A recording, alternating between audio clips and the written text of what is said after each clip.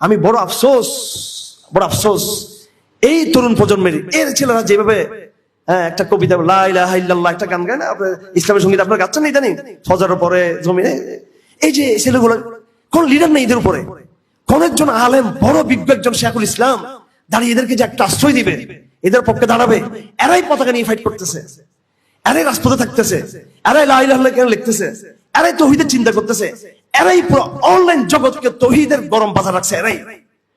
কিন্তু এদেরকে আশ্রয় দিবে, এদেরকে একটু অভিভাবকদের ছায়া দিবে কোথায়? আজকে শুধু এমনি পিছনে বসে বসে এদের বিরুদ্ধে সমালোচনা, এক ঘরে করে ফেলা, যে বিশাল অডিয়েন্স। আফসোস, এই জন্য কথাগুলো বলতেছি, রাষ্ট্র না এদের পৃষ্ঠপোষক হতে পেরেছে, কেমন হবে সেটা আরো বিরুদ্ধে তাদের, এবং আন্তর্জাতিক শক্তিগুলোর কারণে হৃদ্যার পথে তারা গিয়েছে। এরপরে যেখানে আমাদের আশা ছিল অল্টারনেটিভ অথরিটি, ওলামায়ে কেরাম হচ্ছে কি অল্টারনেটিভ অথরিটি ইসলামী দৃষ্টিকোণে, এখন এখানে আশ্রয়, সেখানেও আশ্রয় পাওয়া যাচ্ছে না। তো ব্যাপারটা এমন হয়ে গেল যে আমাকে বাঘ আসছে, আমার কুকুর আমাকে দৌড়াচ্ছে, আমি দূর দিয়ে পালিয়ে আমি আমার ভাইয়ের কাছে গেলাম, আশ্রয় নিলাম। সেখান থেকে ভাই আমাকে লাঠিয়ে উঠতে কি করলো, আমাকে সে ওখান থেকে আমাকে বিতাড়িত করলো, আমাকে ওখানে দৌড়ে দিল, পাল্টা দৌড়ে দিল আমাকে। এখন আমি যাবো কোথায়? আমার এই একদিন একটা দৃশ্য মনে আছে যে আমার ছোট ছেলে আমার মানে বড় মেয়ে, আমার মেয়েটা বড় 2 নম্বর ছেলেটা, এবং এরপরে আরেকটা ছিল 2 ছেলে আমার, একদম একবার শেষটাও মেয়ে। এই 2 ছেলে যখন ছোট ছিল, আজকে থেকে আর 14-15 বছর আগের কথা এটা, ওরা মারা গেছে কোথায় ডাক্তারের কাছে, বাচ্চা 2টা আমার সাথে ছিল। তারপরে ছোট থেকে ঘর ঘুম ভেঙে গেছে এদের, ঘুম ভেঙে গেলে বাচ্চারা ভয় পেয়ে যায়, আর আমিও ছিলাম তখন অন্য রুমে। তো ঘুম ভেঙে সে দৌড় দিয়ে এই ঘর থেকে, একা ছিল, বাসায় কেউ নাই, আমি অন্য রুমে ছিলাম দেখেনে, তো দৌড় দিয়ে সে ভয়ে পুরো ঘর একা, সে বাইরে হওয়ার জন্য গেটে চলে আসছে, ঘর মানে মেন দরজার সামনে চলে আসলো। আমি আবার উঠ দৌড়ে দিকে তার পিছিয়ে পিছিয়ে আসতে লাগলাম। তখন আবার কিছু কুকুর ঘেঘো করতেছিল, ওইটা দেখে সে আবার থমকে গেল, মানে এইদিকে মা নাই ঘরে, বাপকে সে দেখতেছে না, হঠাৎ কোন দুঃস্বপ্ন সে দেখছে, দৌড় দিল বাঁচার জন্য, বাইরে চলে যাচ্ছে, সে ঘরে একা থাকতে পারছে না, ওখানে সে কুকুরের ঘেঘো শুনলো। আজ কেমন হয়ে যাচ্ছে যে আমাদের লাখ লাখ তরুণ প্রজন্ম, একদিকে রাষ্ট্রের পিটানি, সন্দেহের সাসপেকশন তাদের বিরুদ্ধে, আরেকদিকে যেখানে তার আশ্রয় পাবে, দুঃখের সাথে এটা বলতে হচ্ছে, এটা ওলামায়ে কেরামদের কাছে যারা আশ্রয় পাওয়ার কথা, সেখানে কাঙ্ক্ষিত আশ্রয় কিন্তু সেখানে পাওয়া যাচ্ছে না, পাওয়ার কথা ছিল। এখন সেটার কারণ কি আমি বলতেছি না, বা হয়তো আংশিক পূর্ণাঙ্গ সেটা অভিভাবকত্ব জায়গাটা হচ্ছে না।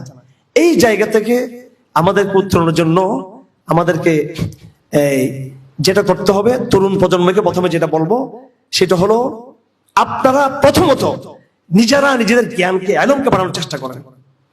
আপনারা আবেগপ্রবণ থাকলে কিন্তু কোনো দিকে আশ্রয় পাবেন না, আপনাদেরও সমস্যা। রাষ্ট্র পৃষ্ঠপোষকতা দিচ্ছে না, সে তাদের সমস্যা। আর উলামায়ে কেরাম ছিল আমাদের দ্বিতীয় অভিভাবক, সেকেন্ড অথরিটি এবং অল্টারনেটিভ অথরিটি। তারা সেখানেও যে ইসলামের যে এই জাতির নেতৃত্ব দেওয়ার কথা, কাঙ্ক্ষিত নেতৃত্ব, আজকে নেতৃত্বে এনজিওরা, নেতৃত্বে আজকে ভার্সিটি প্রফেসররা, নেতৃত্বে আজকে তরুণ ছেলে ফেলে, সার্জিস, মাহফুজ, হাসনাত, এরা নেতৃত্বে। অথচ এই বাংলাতে নেতৃত্ব তার কথা ওলামায়ে কেরাম তার কথা ছিল, এজেন্ডা আলেমদের হোক কথা ছিল, আর এখন বাচ্চাদের হাতে। তো এটা কি হবে এই দেশে ভবিষ্যৎ? এখন এই কথাগুলো বলার কারণে দেখবেন হয়তো বিয়াদুল লোক আমি পেয়ে যাবো। দাবি করতেছে ওয়ারাসাতুল আম্বিয়া, নবীর ওয়ারিস। নবীর ওয়ারিস তো কর্মী হওয়ার জন্য না, নবীর ওয়ারিস তো প্রজা হয়ে বসে থাকার জন্য না, নবীর ওয়ারিস তো নেতা হবার জন্য, দায়িত্বের জন্য, দায়ী হবার জন্য, মুজাহিদ হবার জন্য। আপনি ওই ভাবক, ক্রাইসিস মোমেন্টে আপনি দাঁড়িয়ে সলিউশন দিবেন, এখন আপনি নিজের দিশেহারা হয়ে গেলেন। এই ক্রান্তিকালে আহলে ইলমদেরকে আমরা বলতে চাই, আল্লাহর ওয়াস্তে আপনারা নিজ দায়িত্ব সম্পর্কে সচেতন হন, নিজের মর্যাদা সম্পর্কে আপনারা সচেতন হন, নিজেদের ভবিষ্যৎ সম্পর্কে আপনারা সচেতন হওয়ার চেষ্টা করেন। আপনি আজকে আপোষ করতেছেন, বেঁচে যাবেন, আগামীকালকে আপনার সন্তানকে কে রক্ষা করবে?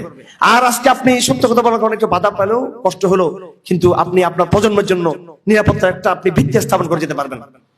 এই জন্য দায়িত্ব হচ্ছে ওলামায়ে কেরামদেরকে সামনে আসা, সাহসের সাথে, হিম্মতের সাথে আরো একটু সামনে এগিয়ে আসা। এবং আপনাদেরকে আমি বলতে চাই, আলহামদুলিল্লাহ ওলামায়ে কেরামদের মধ্যে, আমি এটা মেজরিটির দিক থেকে বলতেছি, এটা সংখ্যা হয়তো কম, কিন্তু যারা বুজুর্গ ওলামায়ে কেরাম, মহিবুল্লাহ বাবনগরী, হাফিজুল্লাহ এখনো বেঁচে আছেন, আশ্রয় পাবেন তার কাছে, উনি আপনাদেরকে নিয়ে ভাবে। আমার দুঃখটা তরুণ আলেমদেরকে নিয়ে, আমার দুঃখটা যারা মনে করেন আমরা খেদমতের মধ্যে থেকে আমরা সব কাজ করে ফেলতেছি ওনাদেরকে নিয়ে। এইভাবে তরুণদের মধ্যে অনেকে আছেন আলহামদুলিল্লাহ, কিন্তু আমি বলতে চাই যে এই জিনিসটা, এই ক্রাইসিসের এই সময়ে ওনাদের এই অবস্থানটা এলম চর্চার পাশাপাশি দাওয়াতের ক্ষেত্রে, তরুণদেরকে নেতৃত্ব দেওয়ার ক্ষেত্রে অবশ্যই তাদের অবস্থানটাকে আরো স্পষ্ট করা দরকার, আরো একটু সামনে আসা দরকার।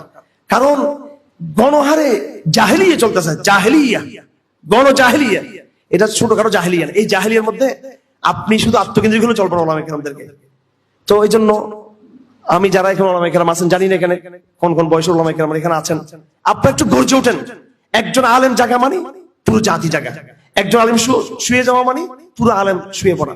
আলহামদুলিল্লাহ মুরব্বীদের মধ্যে আমি মুবুল্লাহ সাহেবের নাম নিয়েছি, ওনাকে পাবেন আপনি একদম বিশুদ্ধ মানহাজের। আলহামদুলিল্লাহ আপনি পাবেন হযরত আব্দুল আদিস সাহেব উনি আসেন, এই যে টাঙ্গাইলের বৃদ্ধ আলেম, অনেক বড় বৃদ্ধ আলেম, বয়স্ক বৃদ্ধ আলেম, আশ্রয় পাবেন তার কাছে।